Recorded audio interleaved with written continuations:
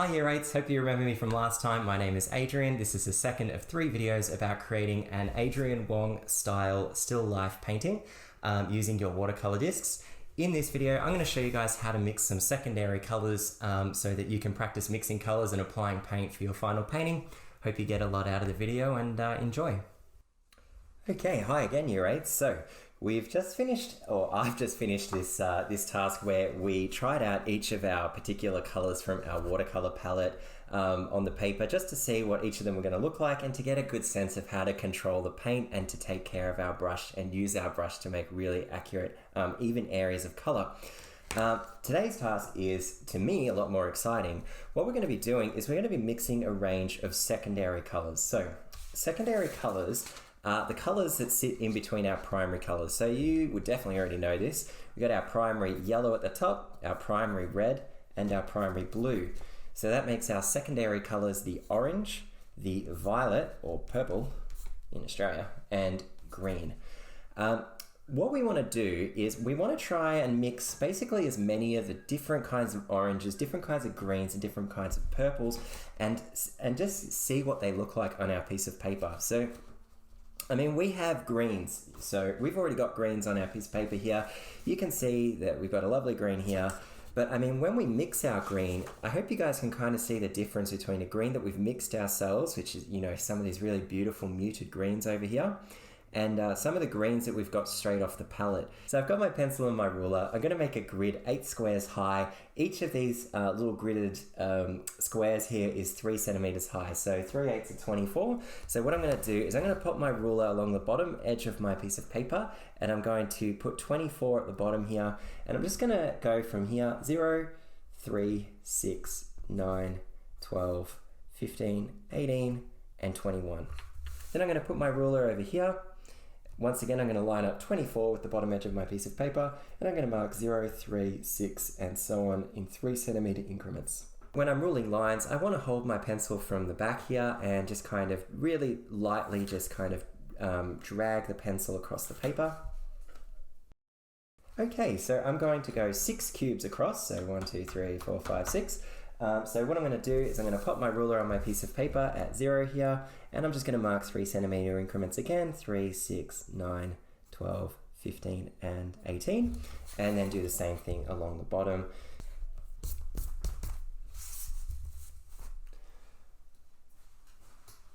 Okay, so looking at this, this one that I've done earlier, this one I cooked up earlier, I've divided my piece of paper up in a couple of different ways. So the very first thing, I've divided into orange, violet, and green. So I'm going to do that now. This first row, or this first pair of rows is going to be orange. This second pair of rows is going to be violet, purple, you know, whatever you want to call it, and green over here for these last 2 rows. Second thing I did, I called these mixes, and then I ruled off the bottom 2 rows. So, you know, these bottom 2 rows here, I called these dark. So remember, this is, or in this case for me, this is my dirty water. I clean the brush and then I use the paper towel to soak some of the water off the brush. Then I use my clean water over here to mix colors. So the first thing I'm going to try is just using an orange. And once again, I hope you guys remember with your brush to make sure that you retain this really fine, precise point on the end of it. You don't want to push the brush onto the color. You want to pull the brush over the color like this. So rather than going like this, you want to kind of go like this. And I'm going to get quite a bit of water, and I'm just going to spend a little bit of time agitating it to make sure that I'm going to get a really rich color on the piece of paper. When the palette is new, it can be really tempting to just kind of squash your brush against it really, really hard to try and get the color out. But you're better off being really gentle with the brush and just taking your time to work the paint, because it means that your brush is going to stay in really good condition and you're going to apply your color really accurately. So the very first thing I'm going to do, I'm just going to pop some orange in this square. Doesn't need to be completely perfect. Like last time, I want to leave a little bit of white space just where I've got my grey lead line there. And I just want to work quickly to get a nice even area of color in the little grid unit. Beautiful. Now this is what this space is for. So I'm just going to write orange, because all I did was I just used orange off the palette. Next thing I'm going to do, I'm going to clean my brush. And I'm going to try my second orange out. So I'm going to need to take a little bit of time to get some yellow from here. The yellow is kind of, in a way, it's like a really delicate color. If we start to introduce too many colors on top of the yellow, we're going to damage the yellow disc a bit or add too much color to it. And then it's going to be really hard to get a nice clean yellow later. So we want to kind of get as much yellow off the yellow disc as possible and bring it over to the red. You can kind of see a hugely different orange there just by mixing our red and our yellow. And here I'm going to make a note, yellow and red. Okay, I might try a really similar thing this time. I might use my yellow again, but this time I'm going to use way more red. I want to push it, I want to make an orange that's like almost red. So I'm a little bit disappointed with that one. It almost looks exactly the same as the first one. But I actually think when this dries, it's probably going to be a little bit more red. So I want to make a really dull orange now, and the way I'm going to do that is I'm going to grab my really dull yellow, which is this yellow ochre color. And I'm going to take a little bit of time and I'm going to mix it with my dullest red here, or my more purpley red, which is this one. Beautiful color. Could definitely see that coming in handy in my painting. So I'm going to say this is dull yellow and then this red here. I might make one more orange. This time I might do basically the same thing, but with a fair bit more water and a fair bit more of the yellow ochre. Just want to get like a really nice, like very pale. So that is already 5 different oranges, but now the tricky bit, which is how to make a very dark orange. So why the color wheel is actually really important is that you can use colors, complementary colors, to darken or dull each other. So what do I mean by that? Well, if you've got an orange, the way you make it darker is not by mixing it with black. You make it darker by mixing it with blue. With a yellow, you make it darker by mixing it with a purple. If you mix your yellow with a black, you're going to end up with kind of a funny greenish color. If you mix your red with a green, you're going to make your red even darker.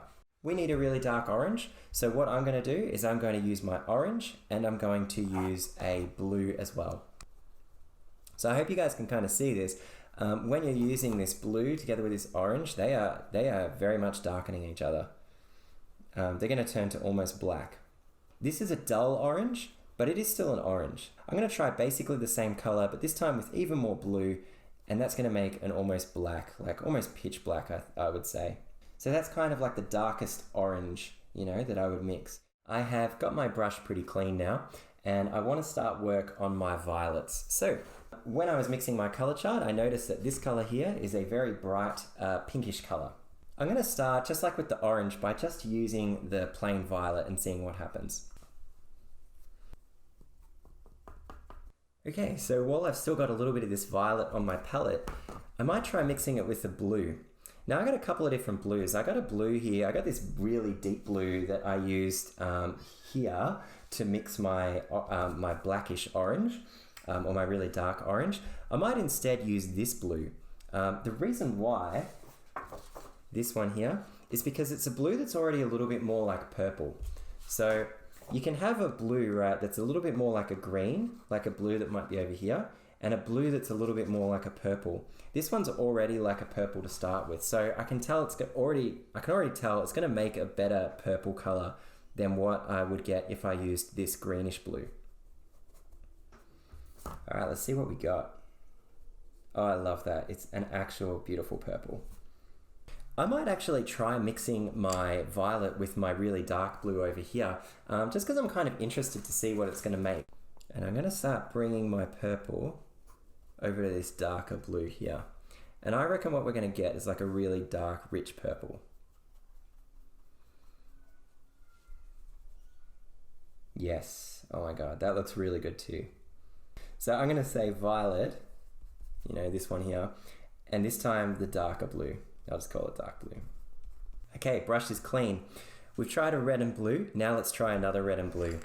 So this pinkish red is not the only red we have. We've also got the reds on this side of the palette. So I'm going to grab some water here, clean water. And once again, notice how clean this water is. By using my 2 different tubs of water, I've got my dirty water I've been cleaning, and I've got my clean water to work with. It's really helpful as I try to make clean, clear colors. So I'm going to grab some of this red here and I'm going to bring it over to my blue. I don't know exactly what's going to happen. See, now this is a really lovely kind of purplish red. So I'll call this one red and dark blue. And I'm going to try exactly the same thing.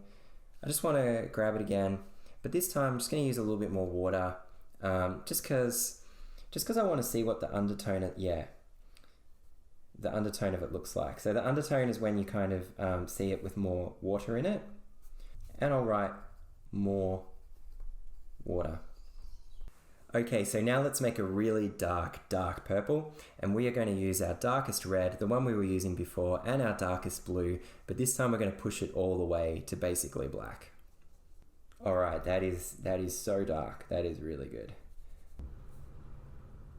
I'm going to go with even more blue this time, and it's going to get pretty much just as dark, but this time where that one was a bit more towards red, this time it's going to be a bit more towards the blue. Still both purple, and like, if I, for instance, diluted this, you would kind of see it is still a purple. Like that's the same color as that, but with more water in it. But this time it's really dark. It's really interesting to see. I mean, these are all the same two colors. Like I just used this red and this blue to make all four of these purples, and they're just really interesting, exciting, different purples. So, all right, final stage is greens. Now, every other time I did one of these colors, I tried out the plain orange first, and I tried out the plain pinkish reddish violet first for the violets. And I got 3 greens here, but I don't want to use any of them straight. The very first thing I want to try is I want to try this yellow with the green. I just think together they're going to make a really beautiful green. And I'm going to try them out. Oh, whoops. I've already tried it out prematurely on my hand there.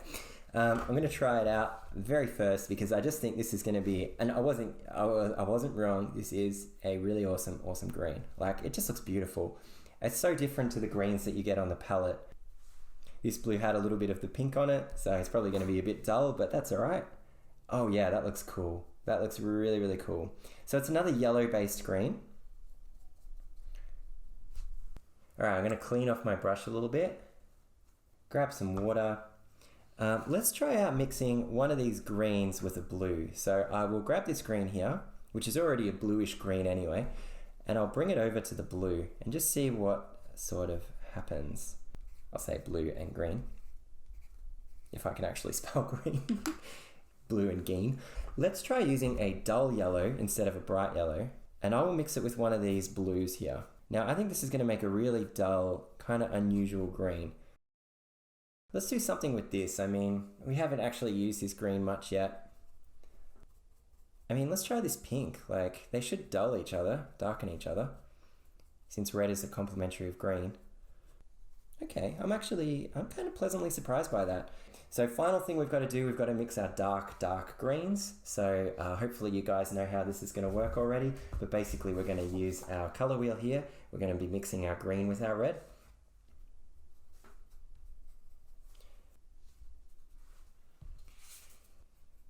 I don't think life gets much better than just like having a palette of color and just seeing what's going to happen.